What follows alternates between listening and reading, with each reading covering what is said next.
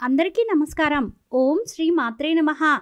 July 10వ తేదీన గురు పౌర్ణమి రాబోతుంది.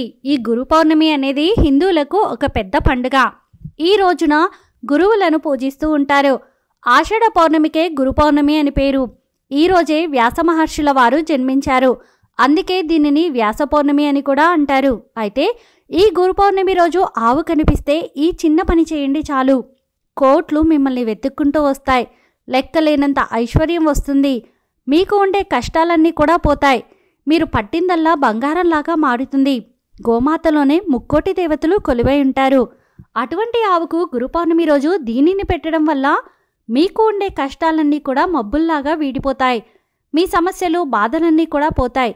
చేతిలో చిల్లి గవ్వలేని వారు కూడా అపర కుబేరులుగా మారిపోతారు. కావున గురు పౌర్ణమి రోజు గోవు కనిపిస్తే తప్పనిసరిగా ఈ పరిహారం చేయండి. గోవు పవిత్రతకు మరియు శుభానికి చిహ్నం.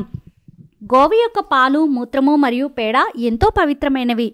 ఆవును దర్శించి రోజులోని పనులు ప్రారంభించడం ఎంతో శుభశకునంగా భావించబడింది.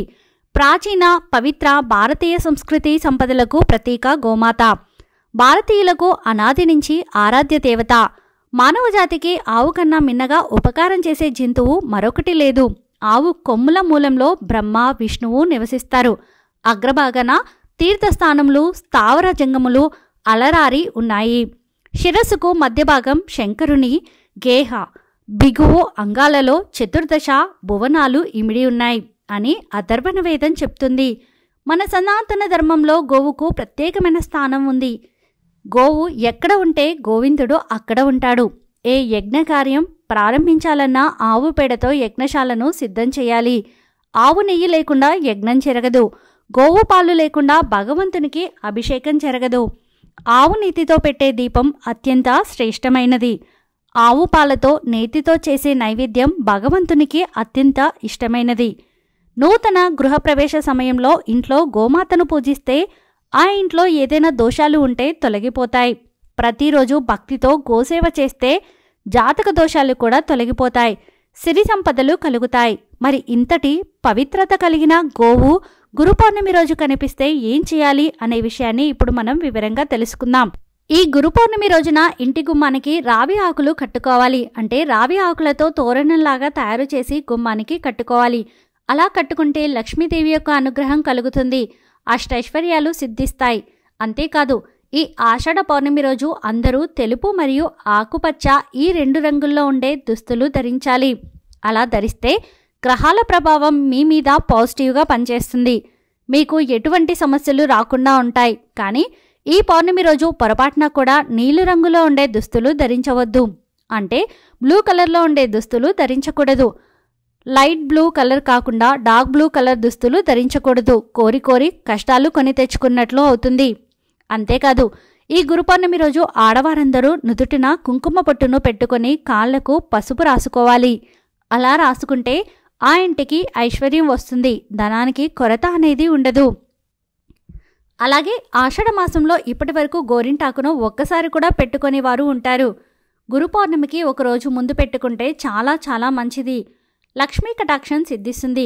గోరింటాకును కేవలం ఆడవారే కాదు మగవారు కూడా పెట్టుకోవచ్చు. కనుక మీరు ఇప్పటి వరకు అస్సలు గోరింటాకును పెట్టుకోకపోతే గురు పౌర్ణమి ముందు రోజు పెట్టుకోండి.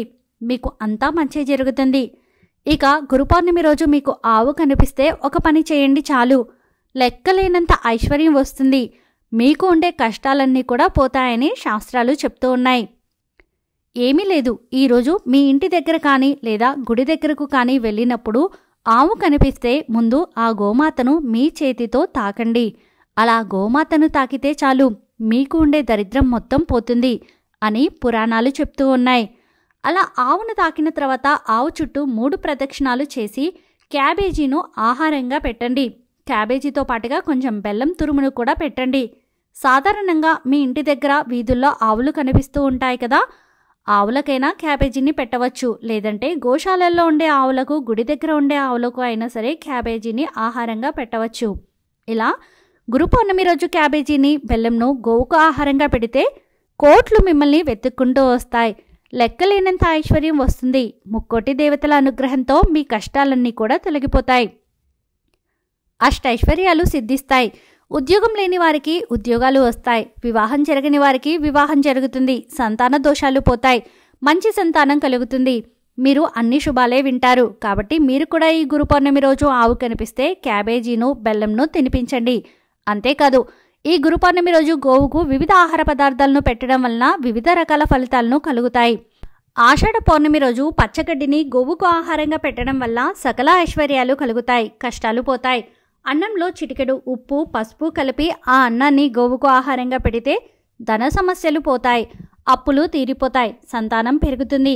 ఈరోజు గోమాత కనిపిస్తే ఆ గోమాతకు నానబెట్టిన శనగలను తినిపిస్తే ఆధ్యాత్మిక చింతన లభిస్తుంది. సన్మార్గంలో నడవవచ్చు. దైవ చింతన పెరుగుతుంది. మీకు ఎవరైనా శత్రువులు ఉంటే ఈరోజు గోమాతలకు దోసకాయలను పెట్టాల్సి ఉంటుంది. దీంతో శత్రు నివారణ జరుగుతుంది. ఈరోజు గోమాతలకు బెండకాయలను తినిపిస్తే మనోధైర్యం పెరుగుతుంది. ఏ పని చేయడానికైనా కావలసినంత ధైర్యం వస్తుంది. బాగా అప్పులు ఉన్నవారు ఆషాఢ పౌర్ణమి రోజు నానబెట్టిన కందులను గోమాతకు తినిపించాలి. దీంతో రుణ విముక్తి చెందుతారు.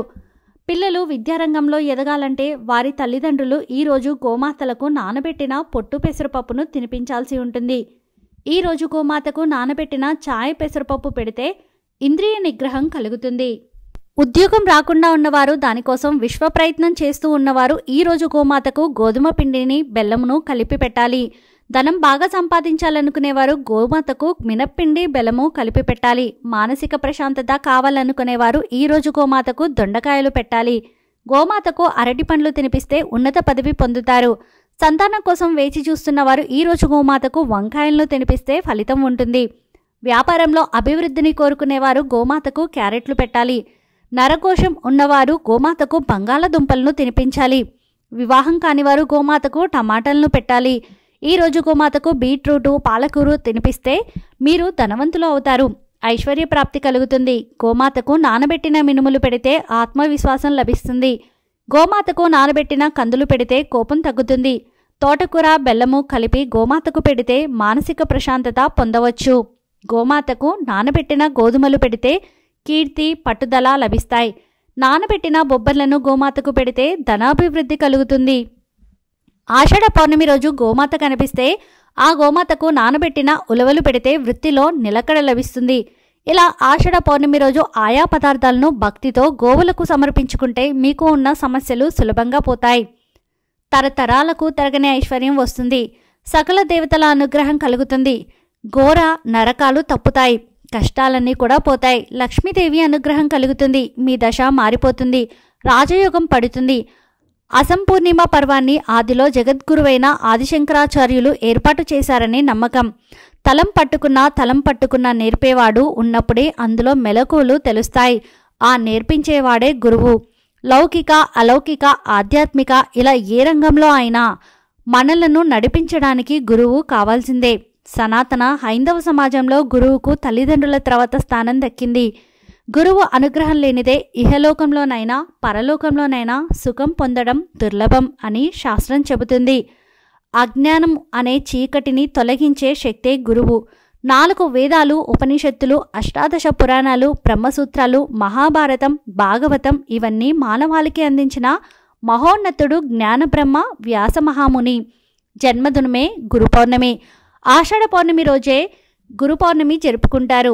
ఈ రోజే వేదవ్యాసుడు జన్మించాడు కాబట్టి దీనినే వ్యాస పౌర్ణమి అని కూడా అంటారు. సనాతన వైదిక ధర్మానికి ఇది ఒక మహాపర్వదినం. ప్రకృతి ధర్మానుసారం జరిగే చతుర్మాస దీక్షలో యుతులు పీఠాధిపతులు ఎక్కడికి వెళ్లకుండా ఒకే చోట ఉండి జ్ఞానబోధన చేసుకుంటూ ఉంటారు. ఈ దీక్ష సమయంలో వచ్చే మొదటి పౌర్ణమి గురు పౌర్ణమి. మనకు గురువులు అనేవారు చాలామంది ఉన్నారు. ఈరోజు వారిని దర్శించుకోవాలి. ఈ చరాచర సృష్టికి మూలమైన ఆదిగురువు ఆదియోగి పరమేశ్వరుని దర్శించుకోవాలి. ఈ జగత్తుకు గురువైన శ్రీకృష్ణ పరమాత్మను దర్శించుకోవాలి. శ్రీమద్ విరాట్ వీరబ్రహ్మేంద్ర స్వాముల వారు జగద్గురువు ఆదిశంకరాచార్యుల వారు, శ్రీ గురు దత్తాత్రేయ స్వామి వారు, గురు రాఘవేంద్ర స్వాముల వారిని గాని స్మరించుకోవాలి. మనకు చదువు చెప్పిన గురువులను కలిసి వారి ఆశీర్వాదములు తీసుకోవాలి. సద్గురువు తారసపడిన నాడు అవివేకి కూడా వివేకవంతుడు అవుతాడు. అనుగ్రహం కలిగిన నాడు అజ్ఞాని కూడా జ్ఞానవంతుడు అవుతాడు. ఒక వ్యక్తి జీవనయానం దిక్కుతోచని పరిస్థితిలో సాగుతుందంటే అతడికి సద్గురువు సాక్షాత్కారం లభించలేదని అర్థం. మంచి ఉపాధ్యాయుడు అనుగ్రహం పొందినవాడు గమ్యం దిశగా సాగిపోతూ ఉంటాడు, లక్ష్యాన్ని అందుకొని తీరతాడు. ఇంతటి మహత్యం గురువులో దాగి ఉంది. ఆ గురువులను పూజించే రోజే గురు పౌర్ణమి. గురు పౌర్ణమి రోజున గురువులను పూజించి గౌరవిస్తారు. మన పురాణాల ప్రకారం వేదాలను 4 భాగాలుగా విభజించి వాటిని సామాన్యుల చెంతకు చేరవేయడంలో వేదవ్యాస మహర్షి ఎంతో కృషి చేశారు. ఆ భారతాన్ని మనకు అందించిన వేదవ్యాస మహర్షి జన్మదినం ఆషాఢమాస శుద్ధ పౌర్ణమి రోజు కనుక ఈ రోజును గురు పౌర్ణమిగా జరుపుకుంటూ ఉంటారు. ఎంతో పవిత్రమైన ఈ గురు పౌర్ణమి రోజు గురువు అనుగ్రహం పొందాలంటే ప్రత్యేకమైన పూజలు, హోమాలు చేయటం, దాన ధర్మాలు చేయటం ద్వారా గురు అనుగ్రహం మనపై ఉంటుంది. దక్షిణ భారతదేశంలో కొన్ని ప్రాంతాల్లో ఈ పూర్ణిమ వ్రతాన్ని ఆదిశక్తుల పేరిట ఆచరిస్తూ ఉంటారు. ఈ పర్వదినం సందర్భంగా ఆలయాల్లో ప్రత్యేక పూజలు నిర్వహిస్తారు. ఈ పౌర్ణమి నాడే కొంతమంది సత్యనారాయణ వ్రతాన్ని లేదా పూజను నిర్వహిస్తూ ఉంటారు. అలాగే తెలుగు రాష్ట్రాల్లో చాలా చోట్ల షిరిడి సాయిబాబా ఆలయాల్లో ప్రత్యేక పూజలు ఈ రోజు మొదలుకొని 3 రోజులు నిర్వహిస్తారు. గురు పూర్ణిమ రోజు సాయిబాబాకు విశేషంగా పూజలు చేస్తారు. సాయిబాబా ఆలయాలకు వెళ్తూ ఉంటారు. ఈసారి గురు పౌర్ణమి గురువారంతో కలిసి వచ్చింది. ఇలా కలిసి రావటం చాలా విశేషం. ఇలా కలిసి వస్తే సాయిబాబా చాలా సంతోషిస్తాడు కనుక ఈ గురు పౌర్ణమి రోజున ఇంట్లో సాయిబాబాను పూజించండి. సాయిబాబాకు పాలు కలిపి చేసిన స్వీట్లను నైవేద్యంగా పెట్టండి. అలాగే ఈ గురు పౌర్ణమి రోజున అందరూ తప్పకుండా ఏదైనా సాయిబాబా గుడికి వెళ్ళి అక్కడి దున్నిలో అంటే అగ్నిగుండంలో ఒక కొబ్బరికాయను వేయండి. ఇలా చేస్తే మీ పాపాలన్నీ కూడా తొలగిపోతాయి. మీ కుటుంబానికి అష్టైశ్వర్యాలు కలుగుతాయి. దున్నిలో కొబ్బరికాయతో పాటు పూరం కూడా వేయండి. దునికి నమస్కారం చేస్తూ ఓం కర్మ ధ్వంసియే నమః అనే మంత్రాన్ని 11 సార్లు చదవండి. ఇలా చేస్తే జాతకంలో ఉండే భయంకరమైన దోషాలన్నీ పోయి సాయిబాబా దయ వెంటనే లభిస్తుంది. హిందూ క్యాలెండర్ ప్రకారం తెలుగు నెలలో 4వ నెల ఆషాఢమాసంగా చెప్పబడుతుంది. ఈ ఆషాఢమాసంలో వచ్చే శుద్ధ పౌర్ణమిని గురు పౌర్ణమి అని పిలుస్తారు. మన సనాతన ధర్మంలో ప్రతి మాసానికి మతపరమైన ఆధ్యాత్మిక దృక్కోణంలో ప్రత్యేక ప్రాముఖ్యత ఉంది. ప్రతి మాసంలో పండుగలు, పూజలు, ఉపవాసాలు వస్తాయి. పౌర్ణమి ప్రతి నెల వస్తుంది, కానీ ఆషాఢమాసంలో వచ్చే పౌర్ణమికి ఒక ప్రత్యేకత ఉంది. ఈ గురు పౌర్ణమి రోజు పెద్ద ఎత్తున దత్తాత్రేయుడికి పూజలు చేస్తారు. అదేవిధంగా 2 తెలుగు రాష్ట్రాలలో కూడా గురు పౌర్ణమి రోజు సాయిబాబాకి ప్రత్యేక పూజలను నిర్వహించి పెద్ద ఎత్తున భక్తులు బాబా ఆలయాలను దర్శిస్తారు. అలాగే ఈ రోజున గురు పూజోత్సవం జరిపి గురువులకు కానుకలు, బహుమతులు సమర్పించి వారిని సత్కరించి వారి ఆశీర్వాదములు తీసుకుంటారు. తమ జీవితానికి మార్గనిర్దేశం చేసి ముక్తి వైపు నడిపించినందుకు ప్రతిఫలంగా ఇలా చేస్తారు. గురువు అంటే ఆధ్యాత్మిక జ్ఞానాన్ని బోధించేవాడు. చాలామంది హిందువులు తమ గురువులతో జీవితాంతం అనుబంధం ఏర్పరచుకొని ఉంటారు. ఇది కుటుంబ సంబంధం కూడా కావచ్చు, తరతరాలకు కొనసాగించవచ్చు. హిందూ మతంలో గురువుకు భగవంతుడికి భక్తునికి మధ్య సంధానకర్తగా భావిస్తూ ఉంటారు. గురువు అంటే అంటే అంధకారం లేదా అజ్ఞానాన్ని, గురు అంటే నిరోధించుటకు లేదా నశింపచేయుటకు అని అర్థం. అంటే గురువు అనే పదానికి అజ్ఞానాన్ని నశింపచేయువారు అని అర్థం వస్తుంది. భారతీయ సంస్కృతిలో గురువులకు ప్రత్యేక స్థానం ఉంది. ఒక సంప్రదాయంలో పరమశివుడు ఆదియోగి, గురు సాంప్రదాయంలో శివుడే ఆది గురువు. పరమశివుడు తాండవం చేసే సమయంలో ఆయన చేతి డమరికం నుంచి నాదం అనగా శబ్దం పుట్టింది. నాదం నుంచి వేదం పుట్టింది. ఈ వేదాన్ని ఆ శ్రీ మహావిష్ణువు బ్రహ్మదేవునకు ఉపదేశించాడు. బ్రహ్మదేవుడు ఈ వేదాన్ని ప్రామాణికంగా తీసుకొని సృష్టి చేశాడు. ఆ తర్వాత ఈ వేదాన్ని బ్రహ్మదేవుడు తన కుమారుడైన వశిష్ఠ మహర్షికి, ఆయన తన కుమారుడైన శక్తి మహర్షికి ఉపదేశం చేశాడు. శక్తి మహర్షి తన పుత్రుడైన పరాశర మహర్షికి, ఆయన తన కుమారుడైన వ్యాస మహర్షికి ఉపదేశించాడు. ఈ మధ్యలో చాలా యుగాలు గడిచిపోయాయి. అనేక మంది చేత ఈ మహాజ్ఞానం ఉపదేశించబడింది. కానీ అప్పటి వరకు వేదం ఎప్పుడూ గ్రంథస్థం కాలేదు. గురువుల ద్వారా విని నేర్చుకునేవారు. మొదట్లో వేదం ఒక్కటిగానే ఉండేది. కానీ కలియుగంలో మనుషుల యొక్క ఆయుష్ను, బుద్ధిని, జ్ఞాపక శక్తిని దృష్టిలో ఉంచుకొని కలియుగ ప్రారంభానికి ముందు వ్యాస మహర్షి ఒకటిగా ఉన్న వేదాన్ని 4 వేదాలుగా విభజించి వేదవ్యాసుడిగా పేరుగాంచారు. ఈయనే మొట్టమొదటిసారిగా వేదాన్ని గ్రంథస్థం చేశారు. వేదవ్యాస మహర్షి మానవజాతికే గురువని తెలుసు కదా. శ్రీహరి అంశతో సత్యవతి పరాశురునికి జన్మించిన వాడే వ్యాసుడు.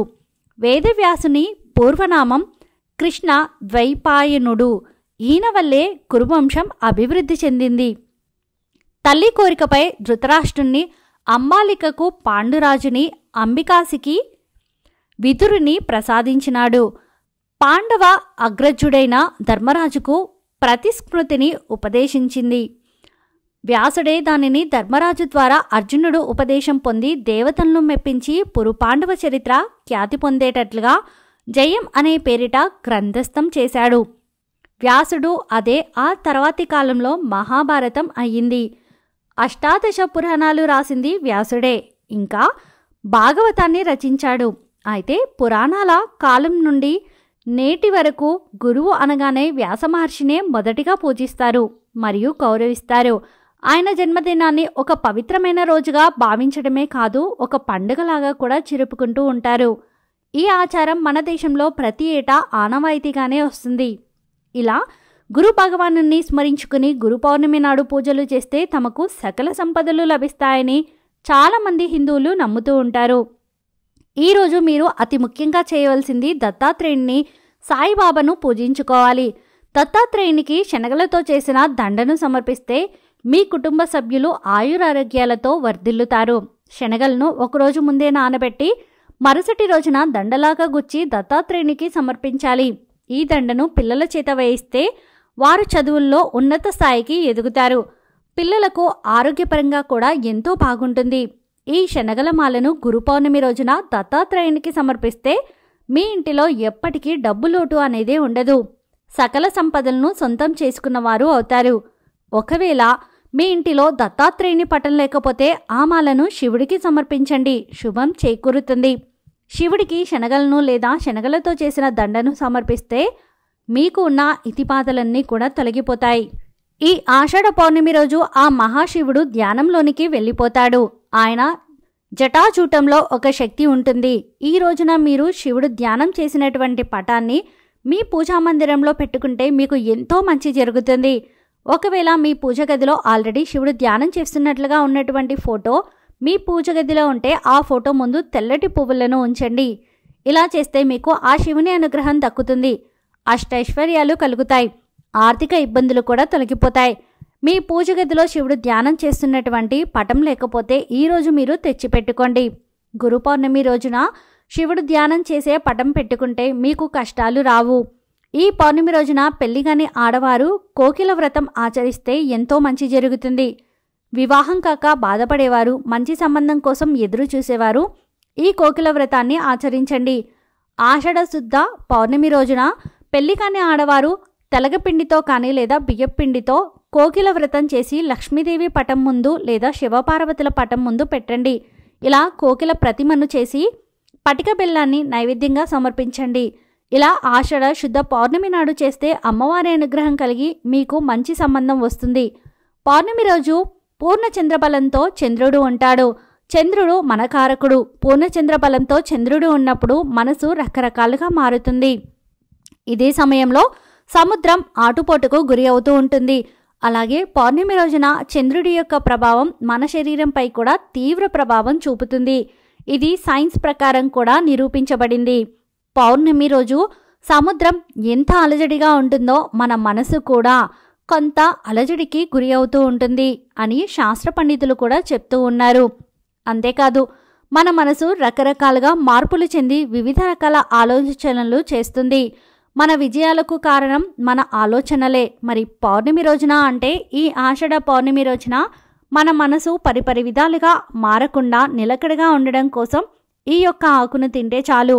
మీ మనసు నిలకడ చెంది మీకు మీ జీవితాన్ని మార్చుకోవడానికి గొప్ప గొప్ప ఆలోచనలు వస్తాయి. అంతేకాదు 1 గంటలోనే మీరు మంచి శుభవార్తలను వింటారు లేదా డబ్బును పొందుతారు. అయితే ఆ ఆకును మీరు ఈ గురు పౌర్ణమి రోజున వచ్చే రాహుకాలంలో తినాలి. ఈ సమయంలో మీరు ఈ ఆకును తింటే చంద్రుడి చెడు ప్రభావం మీపై పడకుండా ఉంటుంది. అంతేకాదు ఈ ఆకును తినడం వల్ల మీ జ్ఞాపక శక్తి కూడా వృద్ధి చెందుతుంది. ఆరోగ్యపరమైన సమస్యలు కూడా తొలగిపోతాయి. గురు పౌర్ణమి రోజున రాహుకాలంలో లేదా రాహుకాలం ప్రారంభం కాకముందే ఒక తమలపాకును తీసుకుని దానిపై చిన్న బెల్లం ముక్కను పెట్టి ఆకును బెల్లాన్ని శివుని పటం ముందు ఉంచండి.